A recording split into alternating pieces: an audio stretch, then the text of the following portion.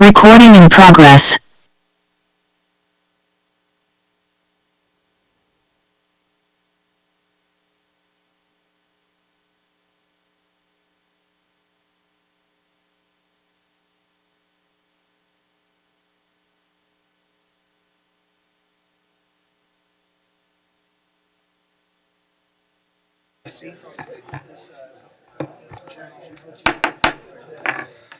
Good evening. I'll call to order our City Council meeting for this evening. It's January 25th, 2023. All members of the council are present with exception of Councilmember Bloom. We're also joined by the mayor and various staff. First item of business tonight is going to be our Pledge of Allegiance, which will be led by our soon-to-be, did I say, no, it's 25th? Oh. Our Pledge of Allegiance will be led by our soon-to-be former city attorney, Mr. David Quayle. Thank you. If everybody could stand. I pledge allegiance to the flag of the United States of America and to the republic for which it stands, one nation, under God, indivisible, with liberty and justice for all. Thank you. We like to start off our meetings by hearing from the public. So we have an opportunity for anybody who wishes to address the council to do so here. Give me just a moment to check online. Okay. Now, during public comment, you can address the council about any item that you wish. We do have one other item on the agenda that will have a separate time for conversation. If you're here to talk about the item that'll be discussed over at Highlands Loop Road at about 7650 South, there's a separate public hearing for that. You can speak to that at that point. If you don't want to wait till then, you could talk during citizen comments, but you don't get a talk at both. So we'd encourage you to wait till we're on that item to speak to it then after you've heard all that detail. But if you have to step out early, you're welcome to speak now too. As mentioned, you don't have to talk about anything on the agenda, anything you'd like. We'll typically just sit here and listen. We usually don't respond, but if we need to connect you with staff to help answer your questions, we're happy to do so. So with that, if there's anybody online who would like to address the council tonight, please hit the little icon to raise the hand. If there's anybody in the audience today that would like to speak, please come up to the podium here. We'll start with Anne Marie. And you'll have up to 3 minutes. Thank you. As you said, I'm Anne Marie. I'm the manager of the Bingham Creek Library. I'm so glad to be back among you. I just wanted to quick tell you about a few exciting things happening at the Bingham Creek Library. We've started up our story times again after having our break from the holidays. So we've got a preschool story time on Mondays at 10:15 in the morning and another on Thursdays at 11:15. And then we have our baby toddler story time at 11:30 on Mondays and then 10:15 on Thursdays. So that's going to be going clear until April every week. If you know anybody who has any littles who'd like to come, we'd love to have them. Also, we have a really exciting thing that is coming to all of our libraries really soon, probably in February. We're going to have winter nature kits now. So we had the summer nature kits. I know some of you may have had kids check them out. So check in with us within the next couple weeks. We should be getting winter nature kits that kids can go out and have fun winter adventures in their neighborhood looking at nature. So thank you so much. We're so glad to be part of West Jordan's community. You guys are wonderful. Thank you. Awesome. Thank you. Anybody else who would like to speak to the council tonight? All right, not seeing anybody in the room nor online. We'll close the citizen comment portion of today's meeting and move on to special recognition. This should be a slide to go along with this. Nate Nelson has been, well, Mayor, I'll let you speak to this one about Nate Nelson's desire to serve on the Airport Advisory Committee. Thank you. Do we have the slide with his picture and bullets next? There While we he's go. bringing that up, Nate Nelson is a West Jordan employee. As you can see by the picture, he's wearing a good-looking shirt there. But he is not doing this as an employee. He's doing this as an individual. So his desire, because of his background, he wants to be involved on this committee. So he asked me if he could join it. And I don't ever want to turn volunteers down who make things better, so I told him yes. So here's some of his background, as you can see. He fits very well in that. And he is out of town today, otherwise he'd be here to see where you can see his smiling face. But either way, as a non-resident, he could be a member, but he would not be a voting member. And he's still okay with that because he still wants to be involved on what's happening there. So, Nate Nelson. Mayor, off the top of your head, do you recall how many open voting positions still exist on that committee? I have no idea. But I know we can take more than what we have as open Yeah, as a voting position. But thank you. I'd like to ask for Councilmember Pack, the chair for the council's subcommittee on mayoral appointments, for your thoughts and comments. Great, thanks for asking, Chair. Yes, why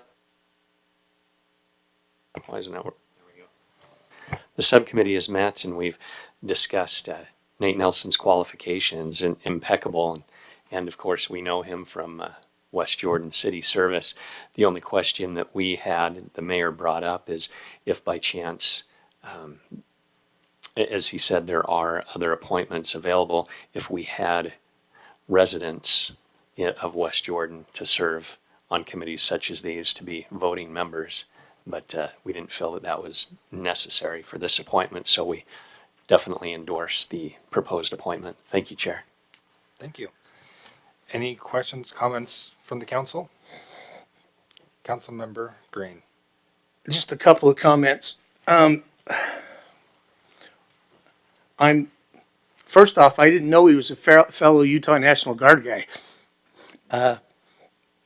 which is cool. 151st is a great unit. Sorry, there were some emotions there. They're the ones that flew us home from Iraq, so there's a little bit of emotion there, or at least from Denver to home.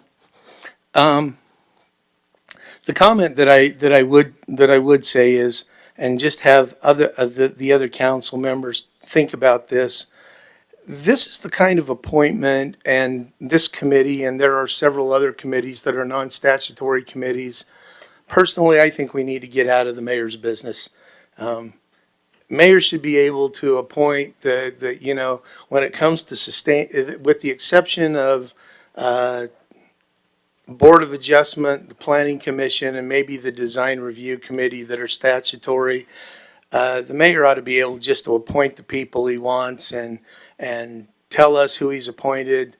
And then at the end of their term, that's when we recognize them, not when they start. But that's just a personal opinion.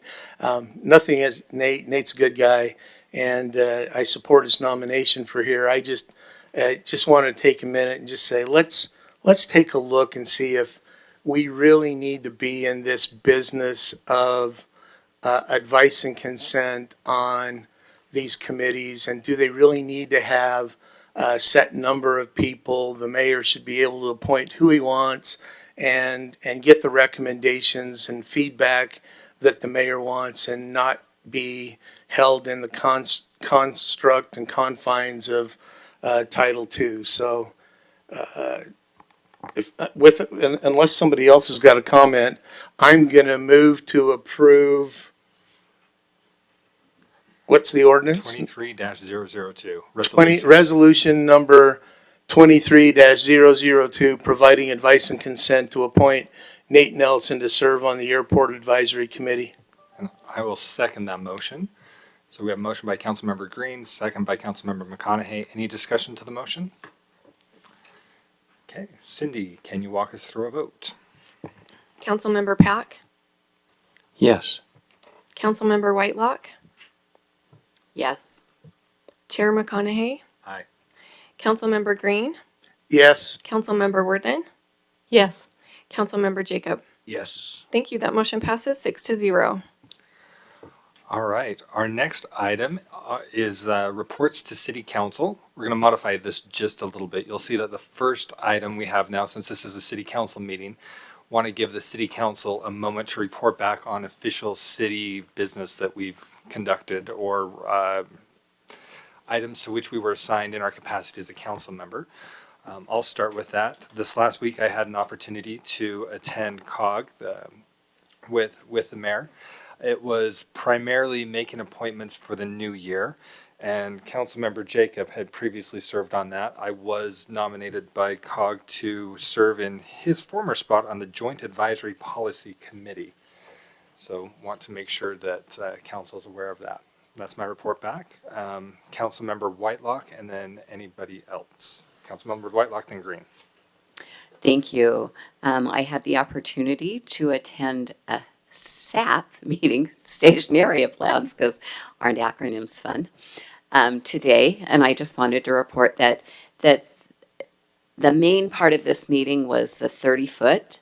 And what I conveyed, and please, if you disagree, please convey that to me so that in further meetings I can say something different. But what I conveyed from our council was that what I've heard is that for City Center, we want it to be an area, we're fine having it mixed use, we're fine having some tall buildings with residential use, but it has to be mixed use, and that we want it to be a place that people are drawn to, and that we really kind of want it to be our downtown, and that's what we're looking for.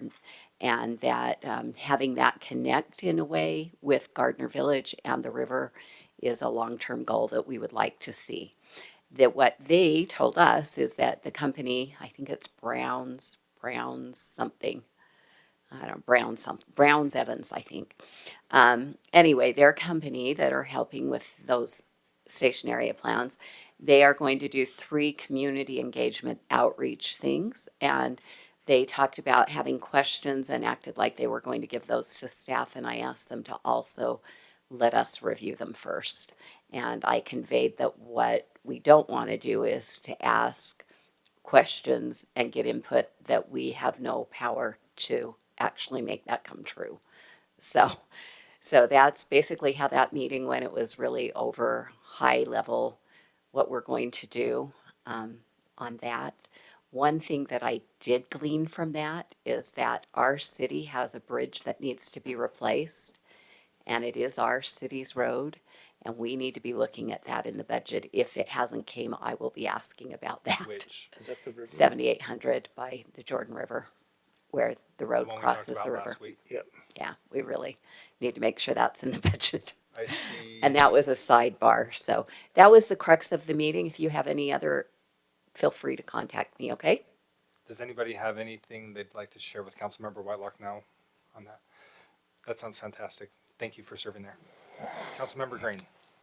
I went to the Association of Municipal Council meeting last week, and I volunteered to be chair before I was told to be chair. So I am now the chair of the AMC for the next year. We'll probably move the meetings to West Jordan. Normally it follows where the chair goes. We did have some discussions, and I've got to go back and review the minutes because it's been a week and I forgot.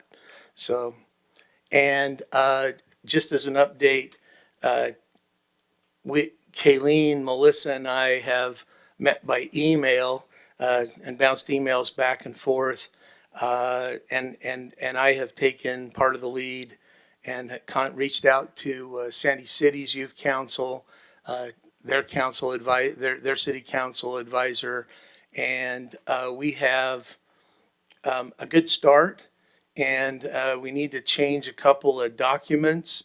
I asked Sandy if we could steal theirs, and they said, yep, go for it. So we'll steal theirs and change some things for us. But as we look at this, and as Kayleen and Melissa and I have talked, our goal is to get the structure of the youth council up and running and be able to advertise for applications for the youth council sometime in April so that we can get them appointed before school lets out. It might be a bridge too far, but that's what we're going to head for. So just let everybody know that that's what they're doing. If you have high school kids that are interested in that, just keep that in the back of your mind, that we will be looking for applications here late spring. Thank you. Were there any council subcommittees that met within the last 2 weeks? Okay, let's move on then to council office reports. Mr. Anderson. Thank you. I just have 3 items today. The first one is the ULCT is having their Your Land, Your Plan workshop. It'll be held March 14th down in Provo or March 15th up in Brigham City. There is no cost to attend. It runs all day. It's 9 to 4 on those 2 dates.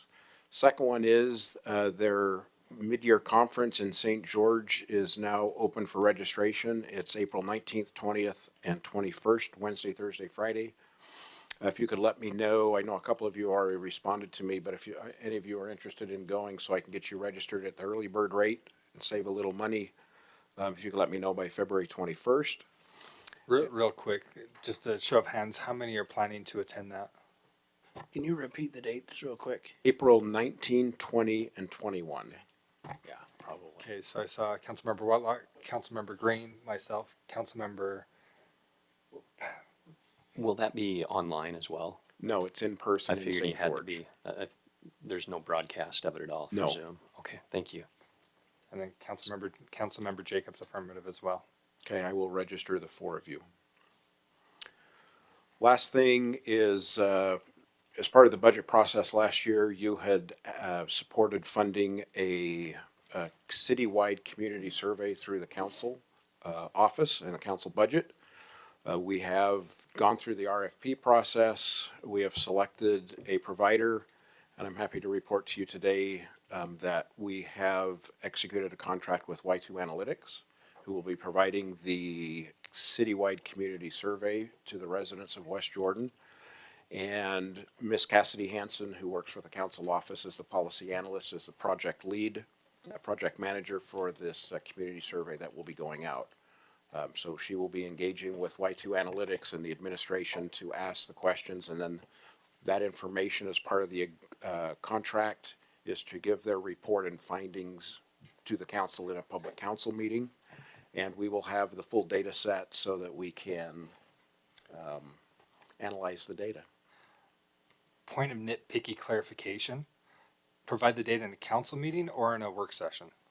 Council, the whole committee meeting? It'll be a committee of the whole. Okay. Thank you. And that is my report for tonight. Thank you. Thank you. Mayor, happiest of birthdays. Thank you for remembering my birthday. Obviously, I enjoy my birthday. How did we miss it? I didn't miss it either. I look forward to my birthday. In fact, I like it so much, I'm going to want to do it again next year. At least that's my plan. But leading up to my birthday, there were some events that I was able to attend. You may recall, I talked about this a couple of weeks ago, how Nancy Long, the person who came up with the Gardner Village plan and created that for us, had passed away. And just like a week later, her ex-husband, who was working with her on creating Gardner Village, also passed away. So they held a celebration last Sunday for both of them at Gardner Village, of all the right places.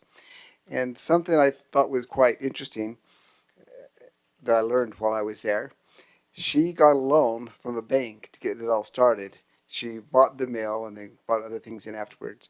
And it was in the 70s, I can't remember, like 79, 76, anyway. But she got this loan and she reported it to her husband and says, hey, I got this loan. It's a 21% interest rate. She said, is that a good deal? And he wrote back and said, yes, it is, comma, for the bank. Anyway, with that, you can see what we have out there now. So that is just, and there were people who advised her, told her, you're dumping your money into something that's not going to go anywhere. But look what we have in West Jordan now, and that is a great thing. So don't let people tell you it can't be done, and you can make it happen. Her children now run it and will continue to do so and have plans to continue to expand that and make it even bigger and better. So that was a great event. Also, I had the opportunity with, trying to remember who was there with me at the NAACP. Were you there? It was Pamela. Thank you. And that was on Martin Luther King Day. And the reason this was significant, not only was it good to recognize all the people from our city there, but we had two officers who were recognized, Officer Sevelia and Officer Schultz. They were recognized and given awards at that for the service that they do. So that was a great experience. On last week, we experienced and got to participate in the Utah League of Cities and Towns Local Officials Day, and Council Member Whitelock was there, and so was Council Member Bloom and Council Member Jacob. Thank you for attending and being there with us. And we were meeting with other cities' youth councils because our youth council wasn't there yet. So I'm looking forward to maybe next year ours could be there. That would be great. Thank you for council for working on that. Also, Monday, Councilmember Whitelock and I attended the State of the County Address with Mayor Wilson. And yesterday, I got to participate with the Rotary Club, where they did Student of the Month Awards, which is great. What they do is they take 2 students from West Jordan High School, 2 students from Copper Hills High School, and give them an award. And they're not your normal people who have always excelled. Sometimes they're people who were not doing very well and changed position in their life and now are doing well. And other times there are some that excelled all the time. So that was a great experience. I always enjoy going to those. And if you're ever worried about our future, attend some of those and find out that we have good people who will be here helping us in the future. And of course, the legislative session is happening at the Capitol, but I'll let Tawny talk about that in her report. Upcoming, we have the judge. We're looking for judges to help with the West Hills Middle School We the People program. You all got the email on that. Hopefully, some of you are volunteering for that. I will be volunteering for that as well. It conflicts with another meeting, but this I think is very important. So I don't know who else is doing that, but I look forward to seeing you there. I hope you're going to be there. And we have a blood drive coming up on February 13th. So give blood before Valentine's Day. And the small tall ball, February 17th. I hope you're going to come. Those who've been there know what a great experience it is. Those who haven't been there, come and find out how great it is. And bring your tall and smalls with you. That's my report. We did have a quick question, Mayor, from Councilmember Green. Yes. On those awards with the NAACP for our police officers, any way we can publicize that? Yes. I think we probably, personally, I think that'd be great if our residents knew that our police officers were getting those kind of awards, if that's possible without And impacting their duty status. if it's okay, Chair, I'll let Tawny report on that too when she does her legislative sessions. We'll start with that before we get into the legislative update then. Okay, that'd be great. Thank you, Mayor. Thank you. City Administrator report from Mr. Lee. Thank you, Chair. I'd like to ask Brian to give you an update on the 8600 South Bridge and Greg to give you a quick update on one of our wells. Thanks, Council Chair and Council. Just a quick update on 8600 South Flyover Bridge. We are having the pre-con on February 7th. Soon after that, the notice to proceed will be given and construction will start. So good news on that. Secondly, 1300 West, widening phase 1.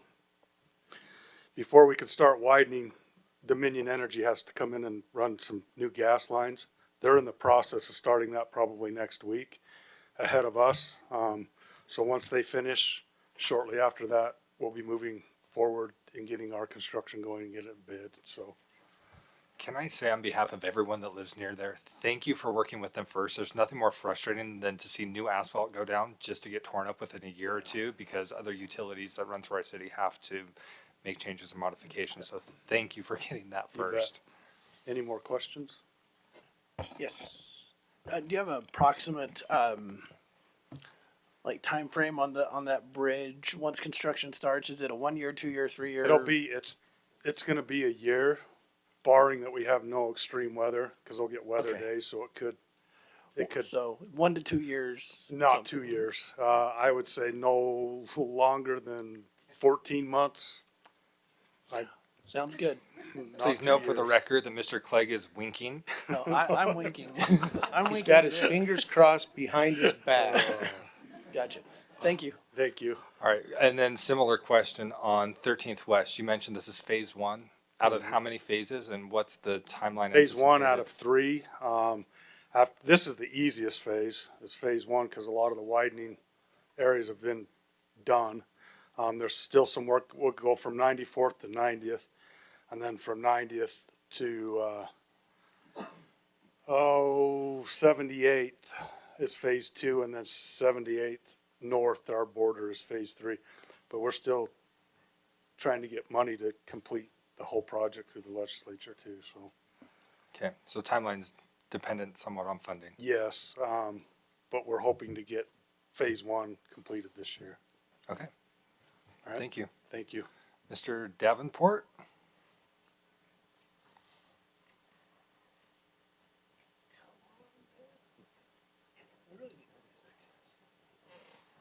Just a quick update. Our well number 6 in West Jordan had a problem today and it broke. And so I just wanted to update you on that. When we find out the problem, we'll probably come back and be asking for additional money to make sure that that's working in time for summer so that we can help during the peak time of the years. But we just wanted to give you a quick update and let you know that we had a problem.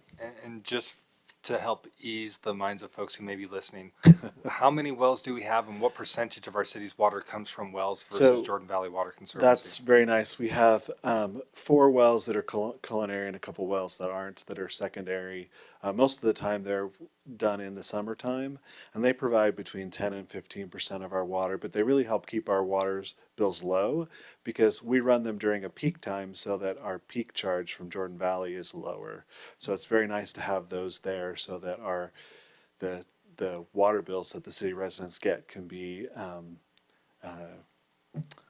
more reasonable. So that's mostly what we use our wells for, is to keep the cost low for the citizens of West Jordan. So wells provide 10 to 15% of our water. We have 4 wells that are culinary, so 25% of that 10%. So we're somewhere between 2.5% to 4% of our water supply is impacted. So it shouldn't be a material impact for residents. No, they shouldn't see a decrease in their water supply, but it can be costly to fix them.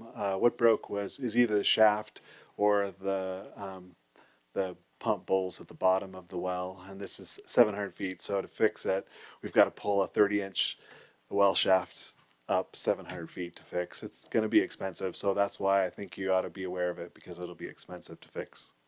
Thanks for the heads up. Okay. Any questions? I'm kind of wondering if there's anything that's not expensive in utilities to fix, but I don't think I want to ask. Okay, Mr. Lee, anybody else before we go over to Tawny? That's all from me. Thank you. All right. Ms. Barker.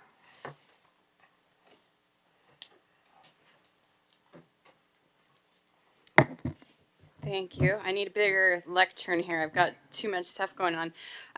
In regards to the NAACP awards, we did do some traditional media work on President's Day that went out, and then we actually met with our police officers yesterday, and we have a story coming out in our next newsletter. So you'll see some extra information about that. That will come out, I think that day is the 1st of February. It's the first Wednesday. When you say traditional media, what are you referencing? News media, like the television stations and radio stations. We did some stuff on President's Day with the NAACP on that. So My mind went to newspapers and mailers, so thank you for the clarification.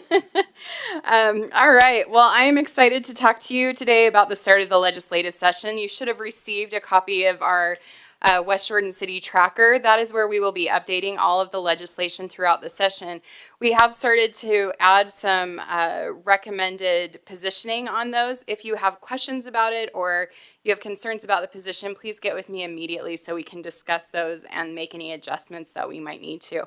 I want to talk to you specifically about a few bills today that have already come up in the session or that we're looking forward to, that in particular have an impact on the city budget or on land use policy, because that's largely what you guys speak to here. So the first one that I want to talk about is a transportation bill. It's Senate Bill 23. This is sponsored by Senator Harper, our own senator. This is traffic safety amendments. This is a bill that would help create a trigger system for the state to put DPS officers on state roads. As you know, we currently service through our police department, Bangor and Mountain View corridor. This bill did pass through committee with support of our 3 local committee members, Ivory, Matthews, and Tusher. And then it also has now passed the full House with the support of our full delegation. So we appreciate them, and if you get a chance to thank them, we've sent a thank you out to them as well. It's now on to the Senate, where we have asked our Senate representation to help support that bill as it goes through, and we're very hopeful that it'll pass this year with the start of funding for that. There are 4 public safety bills that I want to bring up with you. We've had a busy early session with public safety. So the first one I want to talk about is HB 61. This is a bill that deals with placing student resource officers in the schools. Currently, we have resource officers in all of our secondary public schools outside of charter schools. We have been working with the bill sponsor on this, and I'm very grateful that we could help take a lead on this issue so that we change the language in this bill so that instead of saying shall have student resource officers, it now says may have student resource officers. That will save our city about $698,000 a year. So that is a big win for our city. The second bill that I want to talk to you about, and right now that's there's a substitute that's supposed to come out tomorrow with that language, and then we'll see it pass forward after that. The second bill I want to talk to you about is HB 104, which is a retirement bill. This bill originally would have decreased the number of years of service from 25 to 22. It actually still does that, but we have a substitute out now. It also would have increased the multiplier on retirement. This would have had a significant price tag for the city. That multiplier has been reduced. And just want to thank Chief Wallenstein for his work on that bill, because that's also a significant saving to our city. House Bill 59 is the first responders' mental health. This also has quite a large price tag. This allows the spouses and children of public safety officers to receive mental health care going on after retirement. This does have a significant price tag. It did pass out of committee today, so we will be following that very closely because it will have a financial impact on the city. And then finally, just wanted to touch on Senate Bill 87. This is a bill that would allow defense attorneys to call victims into their offices. This would also have a significant price tag for the city because in many cases, as we've talked to other cities, there aren't very many, but other municipalities that have had to implement this in their states, this has a significant price tag because typically prosecutors feel the need and responsibility to send a member of the prosecution team with the victim to those defense attorney meetings. So it expands the need for additional staffing in the prosecution office and overtime. Oftentimes also it calls for law enforcement agents or officers to come and participate in meetings there as well. So that's also a lot of staff overtime. We believe, this is in the Senate right now, we believe that we have the votes to stop this bill in the Senate, but if not, and it goes to the House, we think that we can take care of it there. So that's another one we want to watch. And then I just want to talk to you briefly about land use. Most of our bills have not been made public or numbered, but there are a few that I really want to make you aware of early on. The first one would be amendments to House Bill 462, the moderate income housing legislation that passed last year. There are a number of things that have been asked for in amendments. Because we haven't seen the language, we don't know, but I want to make you aware of what's being asked for. The first is changes to subdivisions. This would standardize the subdivision approval process to a two-step review and approval. It would have a preliminary review and then a final approval that would be staff managed. That's kind of how we already handle it in our city, so I don't feel like that particular piece of the legislation will be super challenging to us, but there is a portion of the station area plan that I think will be challenging to us. So if the application is 100% consistent with the station area plan and the zoning in the area, they've asked that development only requires staff approval and would not go through the planning or council process. So that's something we're currently pushing back on. They're also talking about potential shot clocks on that, and so that's something we're watching. They're also looking for IADU adjustments in that bill. The three things that have been talked about are units above garages would be considered IADUs. I think we can probably live with that, but one thing that would be challenging for us is they're also asking for a removal of the ability for local government to require parking with those IADUs. You'll remember that last year we negotiated for one parking spot. They're asking for the removal of that as part of the bill. The second bill that I want to just briefly touch on is that we are watching for a bill that will set minimum development standards. So this is things like street widths, driveway lengths, just a bevy of different things that are we're expecting to come down. We don't know what those are yet, other than we've been asked a lot of questions about things like street widths and driveway lengths and things like that.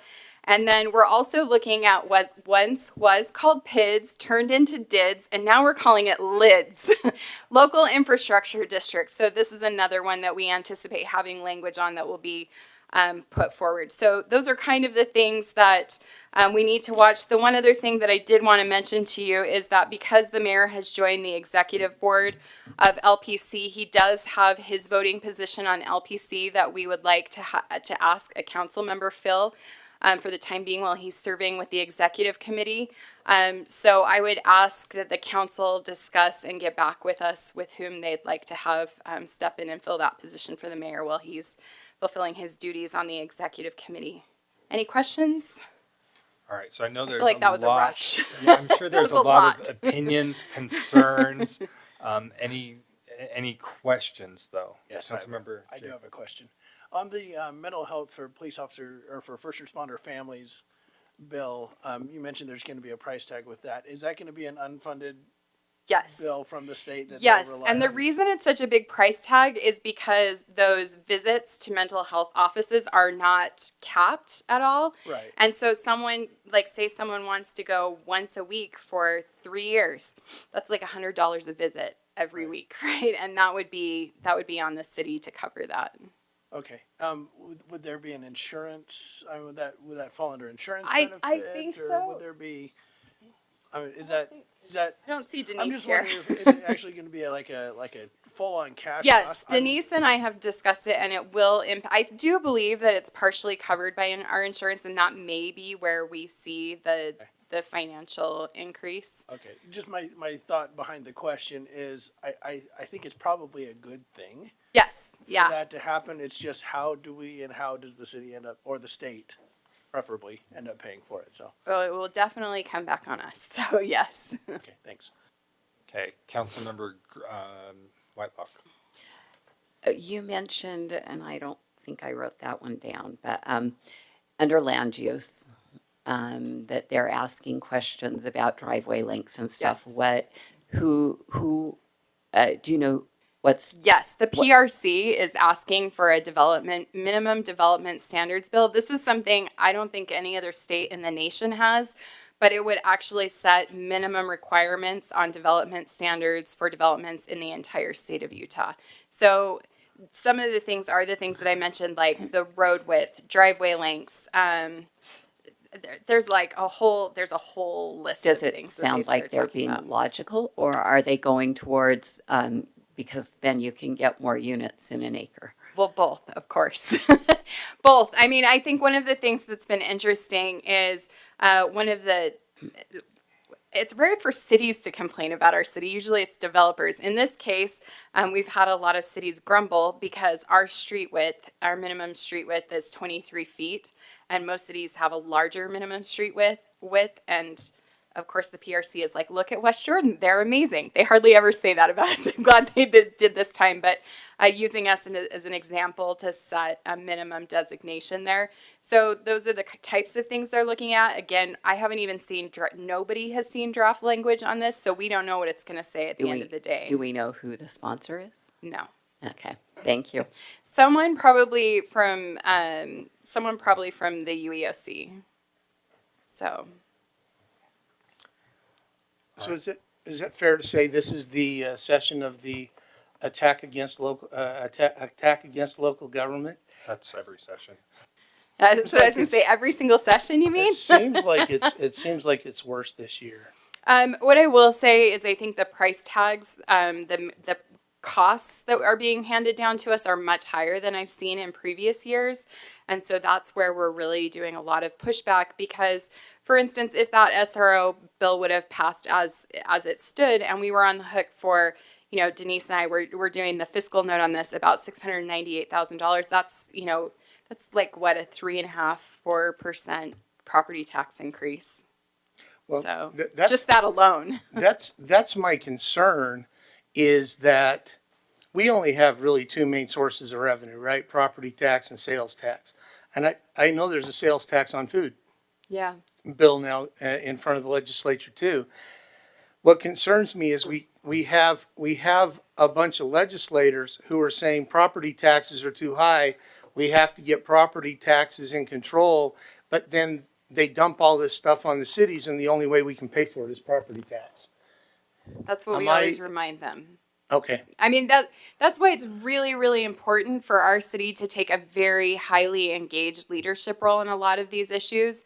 Because if we're not pushing back, if we're not looking out for our city, you know, who is? And so I'm really grateful that you guys have provided the support that allows me to participate on a daily basis and be involved in these issues.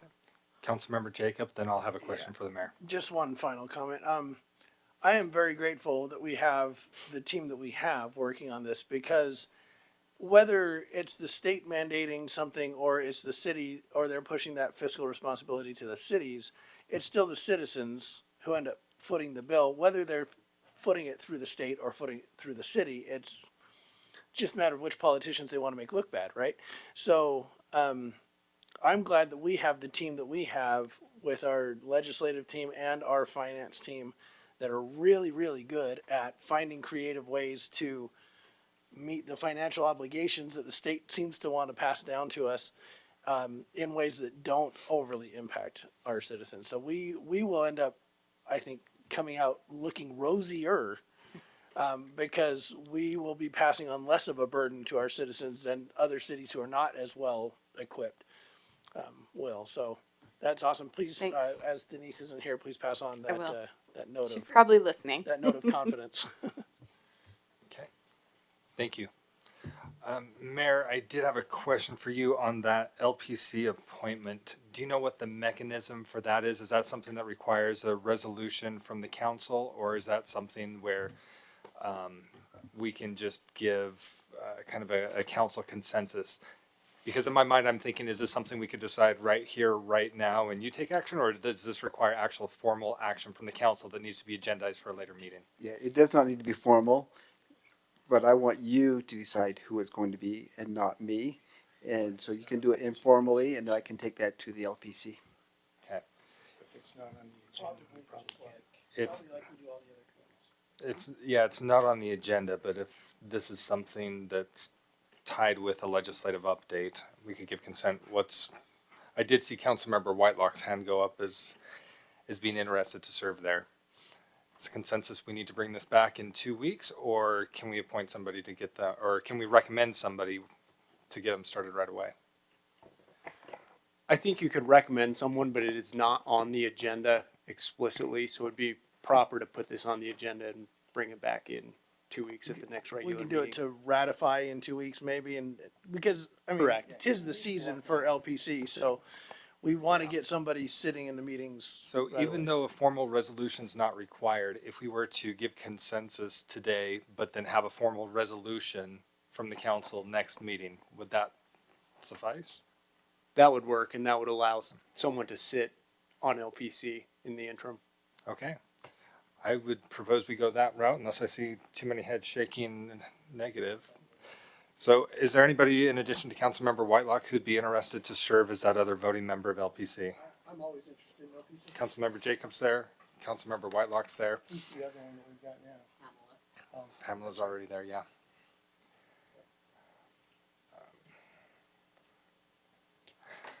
If we have two names, what I would recommend is we come back and we do the same thing we did with the voting. Well, we just come back and we do the same thing we did with the need to voting. vote, so we'll hold off on. I'll pull out. Okay. Keelan can do it. So in that case, would there be at least 4 that would be supportive of Councilmember Whitelock in that role? Okay. We will bring that back as a formal resolution for our next meeting. And Mayor, if you could let her know meeting days, times, places, all of that fun stuff. All right. Okay. With that, that concludes the reports to City Council. Next up, we have our public hearing for the development, this is for the development agreement for roughly just under 19 acres of land that's right about 7652 South Highlands Loop Road. This is Park Valley Townhomes.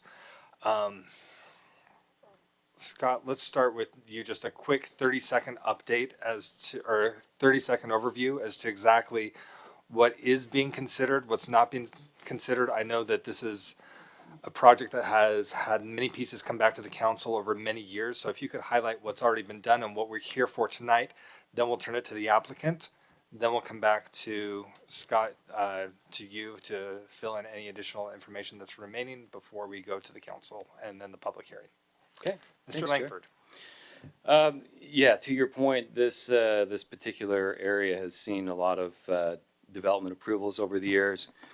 Starting back in 2012, the council approved the Highlands Master Development Plan, and it was roughly 400 acres in and around this area. At that time, the general densities in each of the villages was established, including the Park Valley Townhome area, the Summer Glen Heights area. That's the kind of the northern extent of the Highlands Master Plan. And then, so that was 2012. Then starting in 2020, the Design Review Committee started to look at the general layouts and architecture of the townhome development. February 2021, the Planning Commission reviewed and approved the preliminary subdivision, preliminary site plan, preliminary sub-area development plan, all through public hearing process. And then following that meeting in February, in March, the City Council reviewed the sub-area plan, ratified the approvals, and basically locked into the design of the 217 townhome development. So that was March 2021. Most recently, the developers decided to move forward. They have received approval of their final subdivision plat for them to move forward. So that's what's happened in the past. Tonight, we're asking the council to consider a development agreement which adds specificity to what has already been approved. Specifically, the council is looking at who builds and then who maintains the open space already locked in with the approval back in 2021. In addition, the development agreement also talks about a future reimbursement agreement. If you're familiar with the area, there's a critical part of road infrastructure and utility infrastructure that needs to go into place from the Park Valley Townhomes to the west through the utility corridor to connect in with the Copper Rim development. And so that connector road is mentioned in your development agreement, and the specific engineering costs and design costs, that's to be determined, and that will come back to the council once those hard costs are established. So that's it, Chair. Awesome. Thank you. Okay. We'll now hear from the applicant. Thank you for your time. Scott really did give a good overview of what we're looking at tonight. Since March of 2021, when we received approval for the preliminary development plan and general site plan, since that time we've worked really close with staff, refining and improving and really combing through the site and just making sure that it is the best project that we can make it. And we appreciate staff's time that they've spent with us and working through all the details, because there's a lot of details in a 217 unit townhome plan. So tonight you're just looking at, like Scott said, the development obligations that are between the city and the developer and who is going to be responsible for which part of maintenance and installation. And it's spelled out in Section D of the development agreement. If you have any questions on that, I would be happy to answer, or Scott, I'm sure, can clarify, but it spells out exactly what the developer is installing and who's maintaining it after the fact. So if you have any questions, just call me back up. Real quick, and Okay. my apologies if I just missed this. I know you're representing Peterson, but I can't remember for the life of me your name. I'm sorry. I should have stated my name. Kaylin Nichols. Kaylin. All right. Thank you, Kaylin. Okay. Are there, Mr. Langford, anything to add to that? Only if the council has specific questions about the open space and the other elements of the reimbursement agreement. Okay, so we'll look for questions from council, starting with Councilmember Whitelock, and then we'll save opinions and further until after the public hearing. So, Councilmember Whitelock. The only thing I want clarification on is the playground that's supposed to be for the public that's, I think, farthest east. It mentions that there's parking spots, but then it also says they're for the public, but really they're for the HOA. That is a park for the public, right? It is. It's within the city right of way, actually, and that land's already been dedicated with the subdivision plat, or will be shortly. So I guess my confusion was I thought those parking stalls were going to be for the park, not for the HOA members to park, for the residents to park there. So that, when I read that, that was kind of like, I didn't think that was. It will be well, I lost my place here. It will be city-owned, and the park is adjacent to the city's detention basin. And What about the parking stalls, though? it is in the city's right-of-way, so we Okay. would own it. Okay, thank you. Other questions from the council?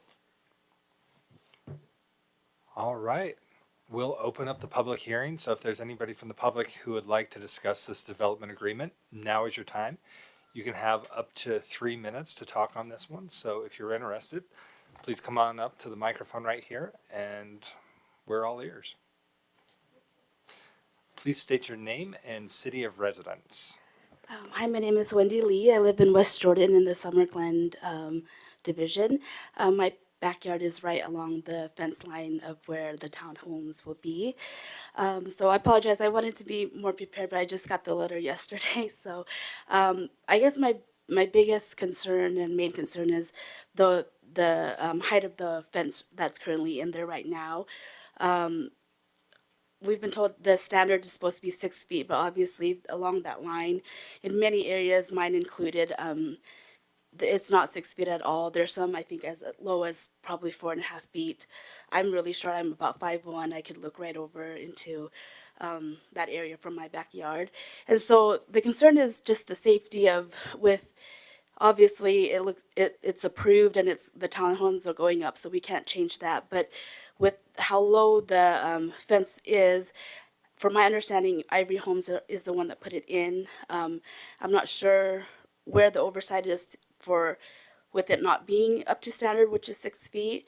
And so with the new residents coming in and possibly, activities going on, it's really quite easy for someone to just climb right over those walls. And so safety is really a big concern for me and my family and a lot of the neighbors along that area. And obviously too, with how it sits, there's going to be lights coming into our backyard as they drive from north or south to north.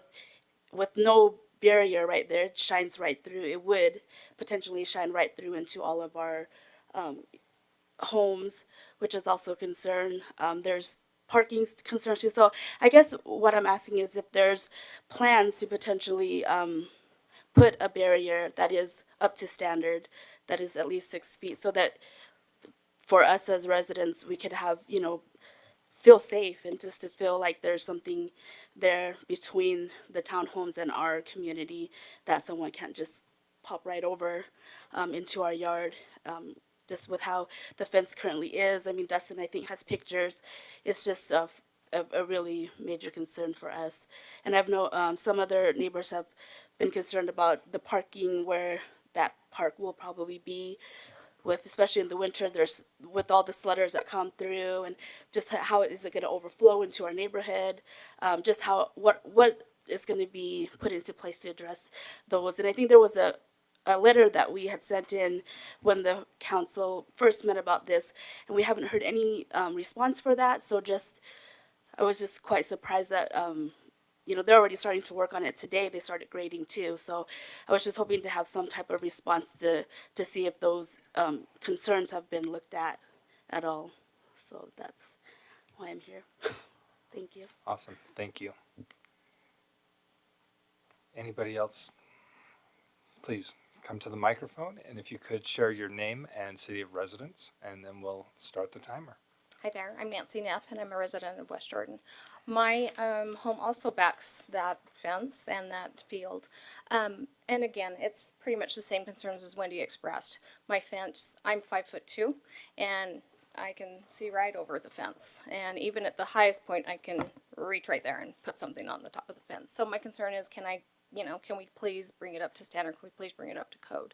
As well as the sloping, when they put those apartments or townhomes back there, can they please slope it so that we don't have lights shining in my living room? My kitchen's right there, so that means if every car's driving down, I'm not going to be watching TV, or you know what I'm saying. There's just lack of what you want in your home is going to be happening. Safety obviously is a big concern. There are places on my fence that I have had actually kids just kind of hop over. So I would definitely like that. And just protect our neighborhood, bring it up to standards where Ivory failed us. That would be great. And so those are my concerns as well. Thank you.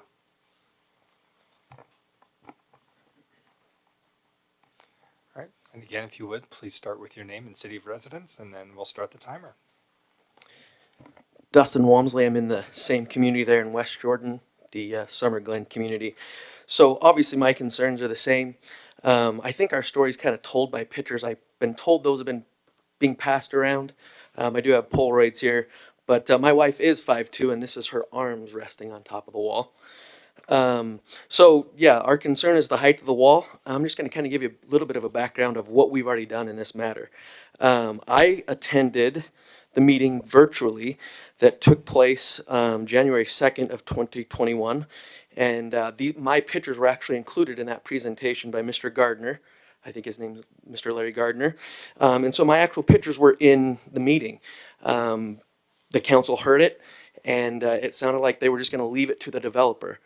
I just feel like that was the mistake that was left, why the wall is below code now. So we were very frustrated that our concerns really weren't heard in that meeting. So we sent a letter to the city 1 week after that hearing with 22 signatures on it and never heard a thing back. Question why that would be is definitely something we'd like to know. And it's not just about the height and security of this wall. Also in my pictures, this is a very unique plot of land behind where the water runs out of the field towards the wall and then erodes the foundation of this wall. So the wall actually isn't safe anyway because water runs down the wall towards that catch basin that was mentioned earlier and makes the wall unstable. And actually those footings need to be buried and the wall would be less high than it currently is if those footings were buried.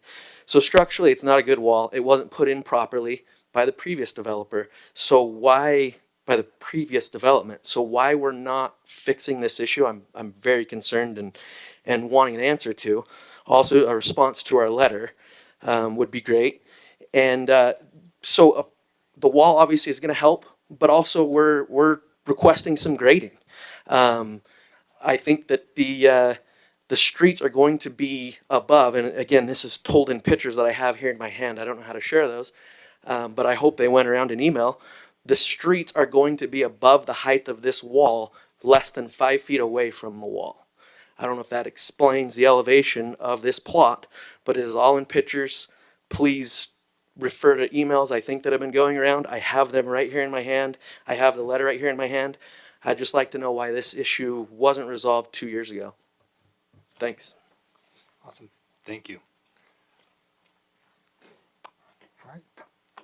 Same, if you would, please start with your name and city of residence. Braden Walmsley. So if you're paying attention there, same last name. That's my brother. Some people think it's interesting that we live 2 houses from each other, and I think it's awesome. West Jordan, sorry, city of residence, of course, and I live right there where the wall, all 4 of us are like next to each other, I think. So I bought after these other public hearings that my brother attended and after the petition was signed and stuff like that. So I can't really speak to the history, but I actually am an attorney by profession. And I didn't, file any litigation or anything. Just to be clear, for me, for any homeowners or anything like that, I'm asking for help from the council so we don't have to consider options such as that. And that help that I'm asking for is equal application of the laws. We've all, not everyone, but quite a few of us have really nicely developed these backyards. And I just put in about a $30,000 deck. West Jordan City came out to inspect it 3 or 4 different times. One time, no joke, and I'm not complaining. I mean, he's looking out for my safety. He's looking out for code. But they made the contractor, one of the individuals, dig the footing hole just an inch deeper because it didn't quite meet, what was specified or whatever the issue was. And again, I appreciate the specificity in that regard. I'm not complaining, but my contractor was like, man, I don't know if I really want to get more decks in West Jordan anytime soon. And so they were that strict down to an inch with my deck footings as an individual resident. And now we've got an entire line of people that are worried about this wall, and it's a 1.5 feet short, and it doesn't sound like they're being heard. I mean, I wasn't here. I wasn't a resident at the time, but they said the letter went unresponded to. I've pulled the codes 13-13-8 landscape buffers. It also appears to me that there should be a 20-foot wide landscape buffer because this is a different type of use. It says, landscape buffers shall mitigate transition between more intense land uses and or between different development types. I think this meets both of those because it's a more intense use to have this high density housing behind us. So I think there should be 20 feet of a landscape buffer there per that code. Secondly, 13-14-2, fencing required between incompatible uses. The developer shall install a permanent fence not less than 6 feet high of a type approved by the Planning Commission along all boundaries with properties adjacent to developments where existing adjacent uses are found by the Planning Commission or by the zoning administrator to be either represent a potential safety hazard or to be less intensive use than the use proposed. So it's certainly the latter, the less intensive use. Oh, and sorry, in the prior section up above where I already quoted, it says only the more intense land use shall be required to provide the landscape buffer. So we want them to be required to follow these codes and do that. Thank you. Anybody else who wishes to address the council tonight?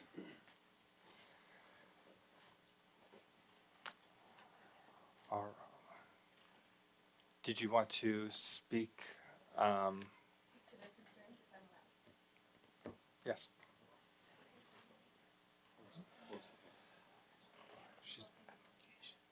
I'm not going to close the public hearing yet. I'll let her have her time, and that way, if anybody else from the public who hasn't already spoken still wishes to address, they still can. How much time would you like to give? Standard 3 minutes. 3 minutes. I am the planner on this project, and so I've designed this entire site plan. And as we met, Can you start with your name again? Kaylin Nichols. Thanks, Kaylin. And I am a resident of West Jordan as well. So I have paid close attention to your concerns on that side. And with staff, we've worked through different things that could work for that. We're not committing to replace the wall because that would be on Ivory. But we have graded really carefully so that the water will run not towards the wall but away. We have we're sloping it and doing a swale down that side. We do have a 30-foot landscape buffer planted with evergreen trees, coniferous trees, deciduous trees, and shrubs, so that there is a buffer there. There's not grass along that area, so it's mostly just landscape beds, so that we hope to not have people using that as recreation. So that the landscaping will help with the light. 30 feet is pretty good size, and some of the slope to the townhomes, they will be below because the slope drop so much that we will have a retaining wall. So you will have a definite buffer between, especially on the northwestern edge of the site, about halfway down. There's going to be a retaining wall about 15 feet in, and then it drops down so that the units will be lower. So we've tried to mitigate, and you guys can access the grading plans, the landscape plans. They should be approved shortly through staff and be recorded, so you guys can look at those and see what we've done to mitigate any issues with that, with the views over the fence and with the landscape buffer. Thank you. Thank you. Is there anybody else who has not yet spoken to the council on this issue that would like to address the council? All right, seeing none, including I'll note that there are none online indicating a desire to speak either. We'll close the public hearing. A lot of what I heard wasn't necessarily frustration with what the council had done previously, but was with the execution of what the council had intended with the wall that was there, the wall that the council approved. I want to make sure that that one's addressed. The council's role is setting the policy and approving the agreements. And then with the mayor's office, there are a couple different routes for execution and enforcement. And I'm not sure who best to refer them to, Mayor, on your side, but Mayor, could you or staff make sure you've got their contact information? I'm sure you're just as concerned as we are about the letter that they didn't receive a response to, and some of these other items. So I want to make sure that they're in touch with the right groups. Councilmember Green, what would you add? I was just going to mention, most of these are land use decisions that have been made two to 10 years ago. But what I would ask is, and you know, Mr. Langford, you and I talked last night, if you and your staff can take a look at what decisions were actually made. I'm almost guessing that the reason why the fence is 4.5 feet is because at the time that Ivory put the fence in, they're trying to step it down and it steps down. And the fact that at the time, everything to the south was an open field. And so the most intensive use was actually Ivory and the least intensive use was what was remaining. So I'm going to make that assumption, but if you don't mind, if you and your staff can dig into what happened with that fence and see what happened and what land use decisions were made about that fence back then, that might help alleviate some of the concerns. And then Mayor, before you respond, I think Councilmember Pack had a. Oh, that I can hold. Okay, well, Thank Mayor, you. we'll let you respond, then we'll come to Councilmember Pack. I just wanted to acknowledge what Councilmember Green said, that I will work with staff and have him do as he's asked me to ask them to do. Yes. Thank you. The mayor typically has a list of concerned residents that he keeps in his pocket that he spends his days going through. So it's kind of a foregone conclusion that with the request, he'll be reaching out. But yeah, at this meeting, thank you very much, Mayor. Councilmember Pack. Well, thank you, Chair. I appreciate that this is a great opportunity where all of the stakeholders are able to network well together. We've got residents, developer, legislative branch, executive branch, just to make sure everybody feels heard and valued, and that what is supposed to happen happens, as was mentioned, especially when you have something that was determined years ago and now it's actually in the execution phase. We just want to make sure that everybody works and plays well together. So thank you for having such a good conversation and airing concerns and being able to work together. Yes, let's please make sure there's a lot of follow-up so that nothing falls through the cracks or under the fence or over the fence. So thank you. Yeah, thank you. Councilmember Pack. Will you put the slide back up, Mr. Anderson? I don't have my Surface up tonight, sorry.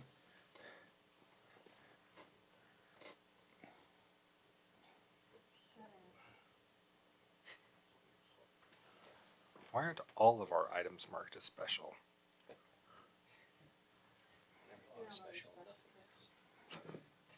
I looked at this. This looks like a pretty straightforward development agreement on some specified improvements. We get Peterson Development gets to build some stuff and we're going to give them some money back is what it looks like, which is nothing new with what we've done with Peterson and other projects. So with that, and I don't see any other lights on, I'm going to move to approve ordinance number, is it really 2301? I thought we had 2301 last week. Okay, fine, be that way. I move to approve ordinance number 2301. And Cindy, you can use the rest of the language that you've got on the screen to just cut and paste. We have a motion.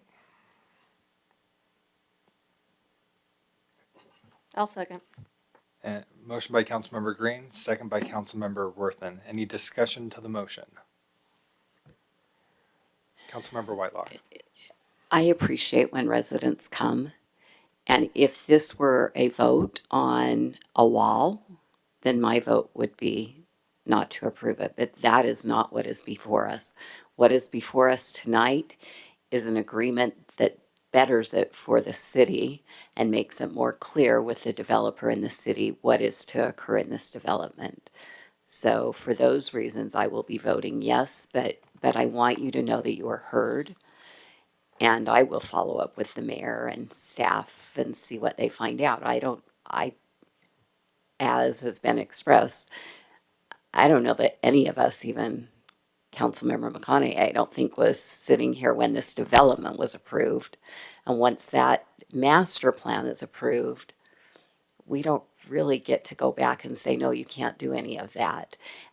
And I would like to convey that the one thing that I think I would be better with if I lived where you live is that this is going to be a townhome development that's going to have a management corporation managing it. So it will have a degree of, for me, that's a safety net that guarantees that it's going to be taken care of. So I just want everyone to understand that what I'm voting on tonight is just what I feel is a better agreement. Thank you, Chair.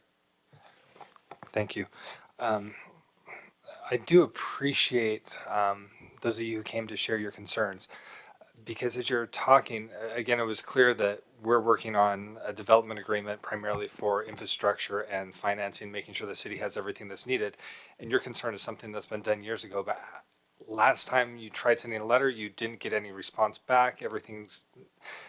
Nothing's been seen through to the end to this point. So I'm sitting here thinking, if I lived right there, how would I feel about a fence? Let's see, is 5'1" less than or more than 6 foot? Yeah, I'm pretty sure it doesn't sound like it's tall enough. Now, if I were right there, I wouldn't mind so much with an open field on the other side. I'd probably like the view. But then you change that and put quite a number of townhomes on there. That would be concerning to me as somebody who lives right there. And knowing that that's something that's already done and I've had problems getting resolution, this is the perfect spot to come and share your concerns, because even though it's not what we're specifically voting on tonight, it's a fantastic forum to get the council's attention, to get the office of the mayor's attention, to get development's attention, to get code enforcement's attention. And it was also nice to give a shout out to the building inspectors. Those guys do a lot of good work and they are very thorough, but they don't typically inspect walls. Maybe that's something we want to consider in the future. Very much appreciate you coming here and want to make sure that we do get that resolved. But we do have the motion on the table for approval of ordinance 23-01 with a second as well. So we will go ahead and vote. Ms. Quick.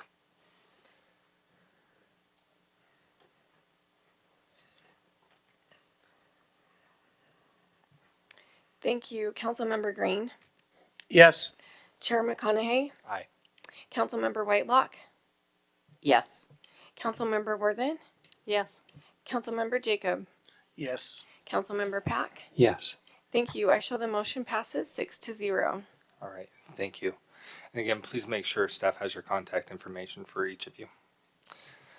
Mr. Langford looks like he's on top of that. Okay. Mayor beat him to it though. Next item we have is a business item for resolution 23-004 regarding an employment agreement with a severance clause that exceeds 3 months salary and benefits. Mr. Lee. Thank you, Mr. Chair. This is a request of administration to approve a resolution 23004. This would allow the mayor to execute an employment agreement with Jamie Davidson with a severance clause that would not exceed 6 months' salary and benefits. I want to take a minute and just tell you, I've told you before, how excited I am that Jamie is here. He's a 30-year veteran in city management, previously holding roles including Assistant City Administrator of Sandy, City Administrator of Lehigh, and City Manager for a long time of Orem City. Today, just today, for example, I had 3 conversations with third parties, 2 up at the legislative session earlier this morning, and 1 later in the day, of people from other cities, other parties.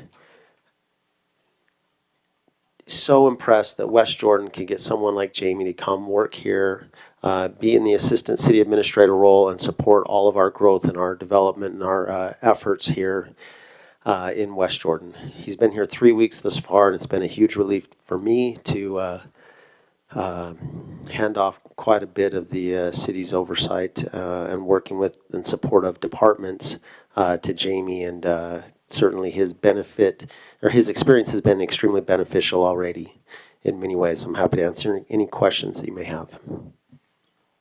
Any questions for Mr. Lee? All right, seeing none, I'll look to the council for discussion or motion. Councilmember Green barely edged out Councilmember Pack. Sorry. Quick This on is the like draw. the buzzer to who wants to talk. What is that? Jeopardy? Jeopardy. Can I ask this in the form of a statement instead of a question? Mr. Lee, you and I have had discussions, but I'll just go back on the open record. In general, I do not like severance agreements. I think that if you were to poll most residents in West Jordan City, most of us don't have them. I worked for 13 years for the federal government as an at-will employee, and I could have been fired any day that I walked through the door. And now that I've worked as a state employee with less status than that for the last 4, and they could fire me at any time, day or night, that they want to. I have a fundamental disagreement with severance packages but I understand it's also standard practice in 249 cities across the state. None of Governor Cox's cabinet members have a severance agreement. They don't. They serve at the will of the governor. Their salaries are set by statute, and they go do their job. And if the governor doesn't like it, he says, "See you bye." Or a new governor comes in and says, "I'm changing that. See you bye." And that's just the risk that you're willing to take. But also knowing that it's the standard practice, I'm probably going to vote for this. But overall, I think that severance packages are, and I don't want to chase Jamie away by not approving it. He's talented, and you need the help. But at the end of the day, there's one thing that I wish the legislature would control, Tawny, and take control over local government. Say severance packages are banned across the state, and then let us compete for the salaries. But those are my thoughts, and I'll stop rambling. Councilmember Pack.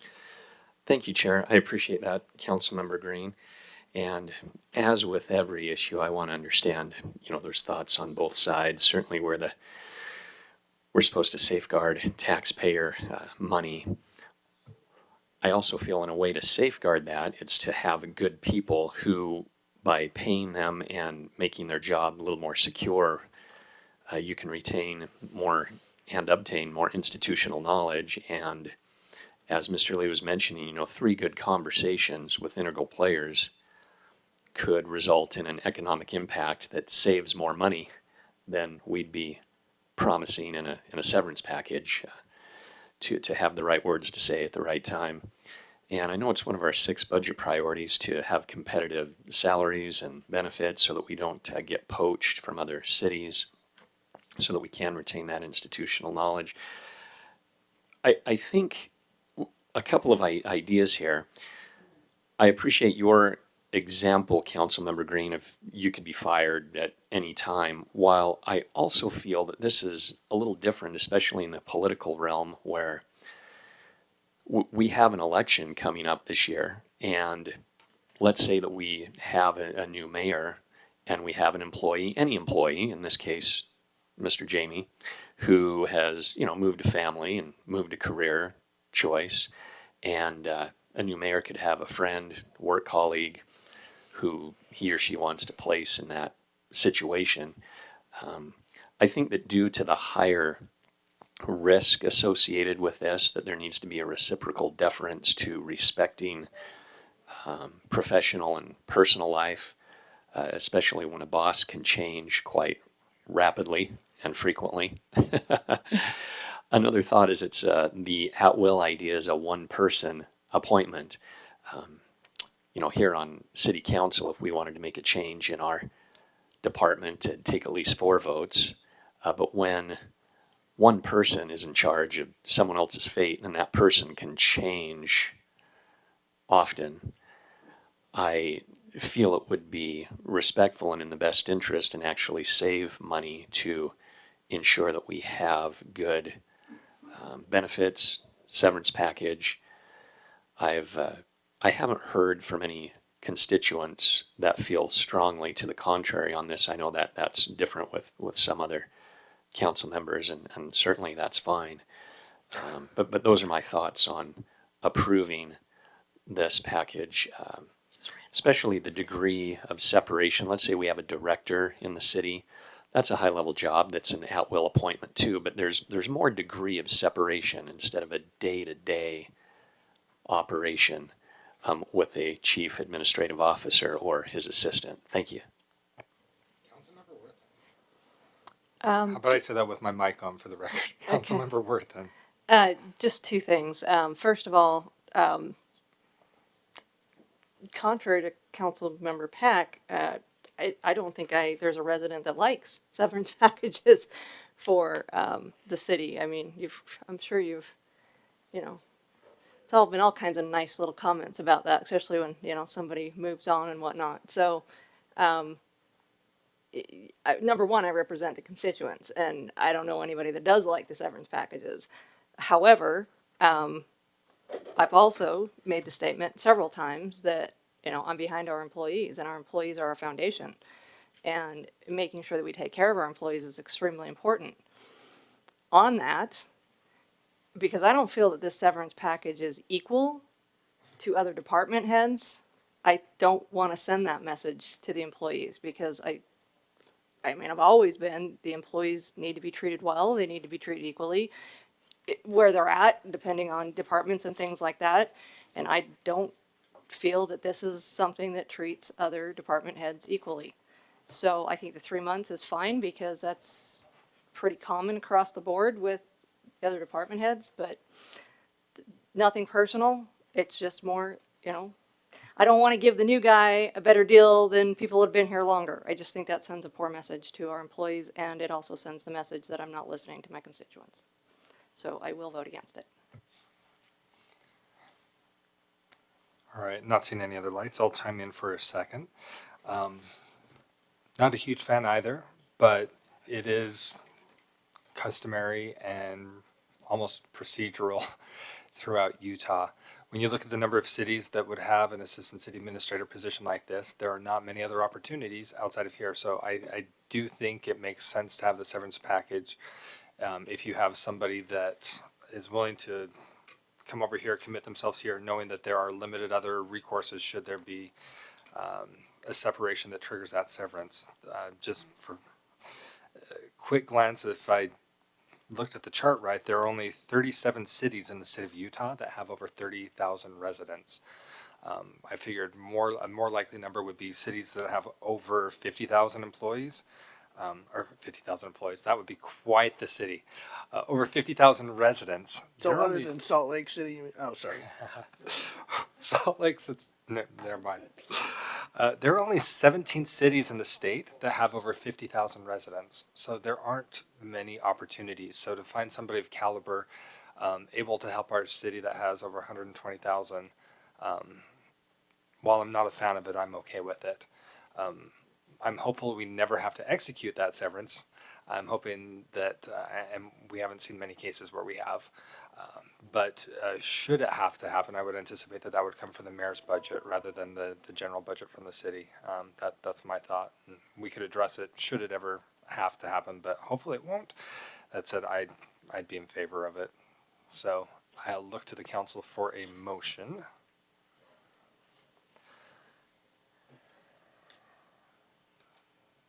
Not seeing one, I'll go ahead and make the motion to approve resolution 23-004. I'll second. Second, motion by Councilmember McConaughey, second by Councilmember Jacob. Any discussion to the motion? Councilmember Whitelock, then Councilmember Pack. I've shared this with Mr. Davidson and with Mr. Lee. I think on more than one occasion with Mr. Lee. And I voted against them when they've come up before, and I will continue to vote against them for the reasons that Councilmember Worthen stated. The residents I've heard from are not in favor of them, and I believe that we can get quality employees without them. And while I think Mr. Davidson is awesome, and I hope he remains in our city, it's just not in my wheelhouse to approve that. Councilmember Pack. Thank you, Chair. So also important in the discussion, just to clarify and confirm, the severance would not be valid if Mr. Davidson decides to move on, or if he does something wrong, or if he simply retires. It's just if the mayor decides we're going another direction, correct? That's correct. It's only if he's asked to leave without cause. Doesn't apply if he's fired for cause. Doesn't apply if he leaves for any reason, retires for any reason on his own accord. Right, thank you. To me, that's a big factor there as well. All right, not seeing any other lights for comment. Let's vote. Ms. Quick.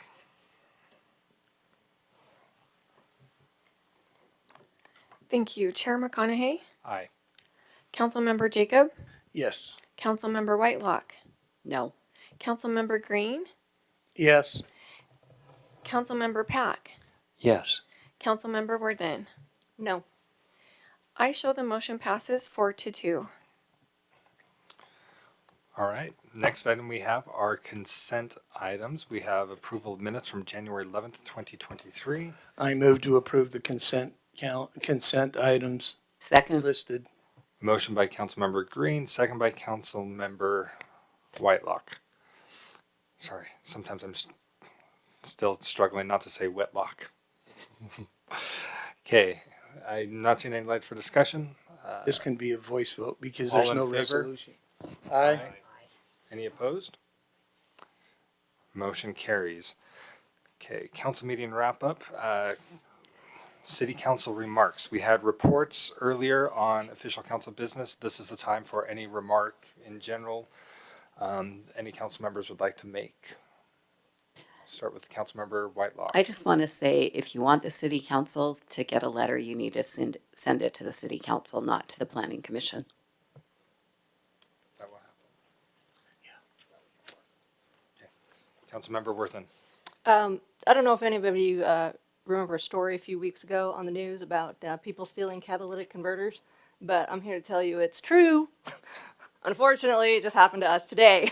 So I do want to warn the public about that. Make sure you're any vehicles that are parked outside. And I also want to thank our West Jordan PD for taking care of getting a report written up and taking care of. They worked with my husband on that because it's his vehicle, and they did a great job. So I just wanted to thank the PD for helping making an aggravating and upsetting situation easier and better. Any other comments tonight? Okay, we'll move on. Councilmember Green. I was just, We'll come back to you in just a second then. I was waiting for you to say there was no administrative items. Okay, so on administrative items, I wanted to add this to the end of the agenda for each meeting, kind of similar to housekeeping. If there are items that the council would like to see on an upcoming agenda, this is where I would kind of look to the council to say, this is something that we'd like to discuss. We can do a quick straw poll. We don't necessarily speak about the item, just is there support for it? For example, one of the items I'd like to see brought back to the council is what do we do with the at-large seats? Do we let it continue as it is, or do we break them apart into 3 separate seats for 3 separate races? We do have a number of items that are already on upcoming agendas. For the next few weeks, we have quite a bit, especially with the budget season coming up. But I just want you to kind of start thinking about using this section for administrative items for some of those things. Maybe make it a little bit easier. Instead of 2 people get something, have a workshop for it just to find out that there's not really support and we use more staff time than we could have used staff time more efficiently. This is intended to help mitigate that and also help make sure the council knows everything that's going on. So with that, there'll probably be more next time, but I don't have any other administrative items today. So I'm going to move to adjourn the city council meeting. We have a motion from Councilmember Green. Second. And a second from Councilmember Whitelock. All in favor? Aye. Any opposed? Seeing none, this meeting stands adjourned. We did have a couple items from a work session from the Committee of the Whole meeting that we were not, one item that we were not able to address about council rules and procedure or policies and procedures last time, and then also a discussion of salary of the mayor. Would the council like to, we do have it agendized